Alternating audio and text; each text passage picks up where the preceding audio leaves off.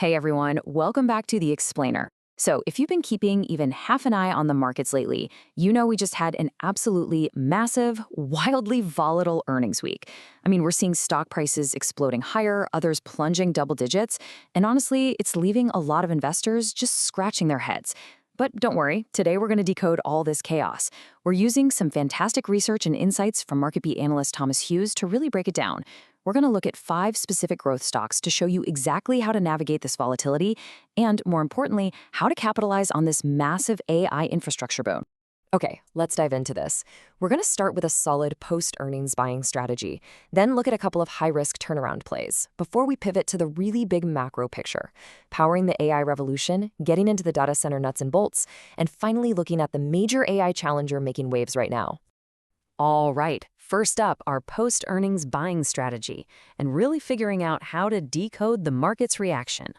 So how do we actually know if a post-earnings drop is a total disaster or a golden opportunity? Well, Thomas Hughes uses a very specific baseline methodology for this. It's actually pretty straightforward. Think of it like this. If a company reports good news and their future outlook is strengthening, their underlying uptrend is intact. In that scenario, any kind of market pullback, that's actually a buying opportunity. It's a gift. But on the flip side, if we get good news for the quarter, but the forward outlook is suddenly diminished, well, the stock might have just hit a top. That is when you need to be very, very careful. It really all boils down to whether the news confirms or contradicts the future outlook. Moving right along to Section 2, high-risk turnaround plays. We're starting small with some speculative plays. These are the diamonds in the rough before we zoom out to the macro AI picture. First up on the turnaround list is BigBear.ai. Now, for a long time, this company was just struggling with a bunch of legacy problems. But things are shifting. They've officially exited their highly dilutive share selling phase, which is huge. They fixed their balance sheet and their business backlog is actually up 15%. Hughes frames this, and I love this perspective, not necessarily as explosive momentum just yet, but as the end of a bad story and the opening of a really good one. The key technical level you want to watch right now is that 150-week EMA resistance. If it breaks above that line and holds, we could be looking at a major inflection point. Now, what's really interesting about this is, well, this number is terrifying, right? Down 25%. This was the immediate knee-jerk market reaction for our next stock, Amprius Technologies, right after their latest earnings report dropped. And look, a sudden plunge like that is absolutely enough to keep a lot of investors totally out of the market. But let's take a step back and juxtapose that scary red number with the bullish reality of Amprius's actual fundamentals. Because underneath that drop, their revenue completely outpaced consensus estimates by several hundred basis points. Their losses narrowed significantly, and get this, they are targeting positive EBITDA by the end of the year. The reality is, the stock fell mostly because it was already trading near the top of its expected range, and short sellers just piled onto a minor gap earnings miss. So Hughes sees this 25% drop not as a fatal flaw in the company, but as a pure market mechanic. It's a natural pullback that creates an incredibly strong entry point for a stock that analysts still target to hit $20. All right, Section 3, we're pivoting from those speculative plays to the massive AI infrastructure boom, and we're starting with the unexpected bottleneck of the AI revolution. I want you to really think about this quote from Thomas Hughes. GPUs aren't the constraint for the market, it's power. You know, everyone just assumes getting enough computing chips is the big problem right now. But the real bottleneck? It's literally plugging these massive AI data centers into the wall. They require an astronomical amount of electricity. And this single, crucial realization is the core thesis behind the unbelievable 1,500% year-over-year surge in our next stock. And that stock is Bloom Energy. Look, well, everyone is out there talking about small modular nuclear reactors powering the future, which, let's be honest, are still years away from reality. Bloom Energy is actually deploying functional power cells today, right now, and that is exactly why they're winning.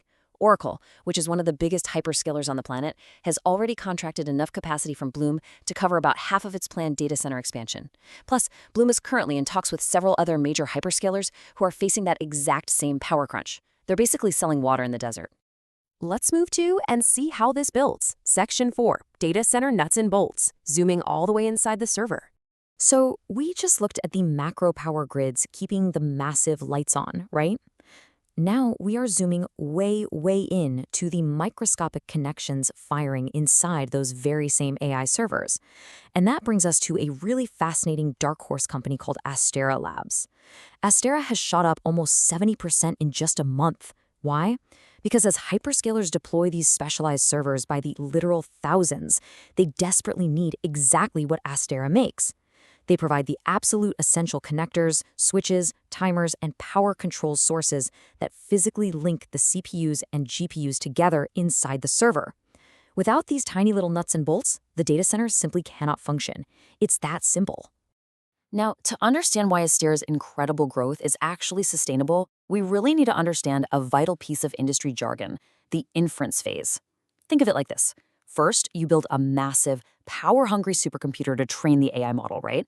But once it's trained, it enters the inference phase. This is the operational day-to-day phase where the AI actually makes predictions or generates data for users like you and me. The absolute key here is that the inference phase requires entirely different, highly specialized server infrastructure. And that triggers a massive secondary wave of spending that companies like Astera are perfectly positioned to capture. So let's look at the complete AI hardware lifecycle. Step 1, of course, is that training phase build-out we just talked about. Step 2 is the inference phase deployment. But you really got to pay attention to Step 3, accelerated refurbishment. Because AI processing requires just so much continuous, intense power, this hardware is expected to burn out about twice as fast as normal computing equipment, literally 2x as fast. This high burnout rate is incredibly important because it practically guarantees a constant, long-term, locked-in revenue stream for infrastructure stocks like Astera Labs. This isn't just a one-time sale, it's a permanent, ongoing cycle. Which brings us to the climax of our whole thematic progression today. Section 5, the major AI challenger, and a massive shift in the ecosystem. And this brilliantly illustrates the massive mega-cap battle that's shaping the very future of AI computing, centering entirely on advanced microdevices, or AMD. For the longest time, AMD was frankly just playing catch-up to NVIDIA. NVIDIA had that huge first-mover advantage, they provide the raw computing power, and act as the core brain for training those big models. But as we get closer to AMD's highly anticipated MI450 chip launch, the whole ecosystem is maturing. AMD's products are intensely focused on memory and those inference centers we were just talking about, so they aren't just a competitor trying to catch up anymore. They are providing a totally necessary complementary force to NVIDIA. And that leads to this incredible dynamic we can call the multiplier effect. Analysts are finally waking up to the fact that a single NVIDIA-based AI factory used for training is likely going to need to support numerous AMD-powered inference centers out in the real world. Think about it. A year ago, AMD was dropping fast. People were calling it a falling knife, saying to stay away. But Thomas Hughes held on to his bullish outlook through that intense downturn, and he was completely vindicated as the stock soared over 300%. Why did he hold? Because he saw this specific, multiplying data center dynamic coming from a mile away. Every NVIDIA stronghold effectively mandates multiple AMD deployments. If you want to put this into perspective and see just how much runway AMD still has, you have to look at the massive jump in the CPU total addressable market. The previous estimates have been completely eclipsed by AMD CEO Lisa Su's newly revised estimate. She's now calling for a staggering $120 billion market. They have literally doubled the market outlook for just this one segment alone. The ceiling for this entire industry just keeps getting pushed higher and higher, which means these infrastructure companies have an absolutely incredible amount of room to run. Wow, okay, we've covered a ton of ground today, right? From evaluating those tricky post-earnings dips with Amprius, to understanding the massive real-world AI power crunch with Bloom Energy, all the way to AMD's explosive multiplier effect, which leaves us with a pretty critical question to close out this explainer. When you look at all this data, are you chasing these massive post-earnings run-ups, or are you sitting back and waiting for the ultimate pullback before you strike? The volatility right now is undeniable, but as we've explored today, the opportunity is absolutely massive. Thanks so much for learning with us, and we'll catch you in the next explainer.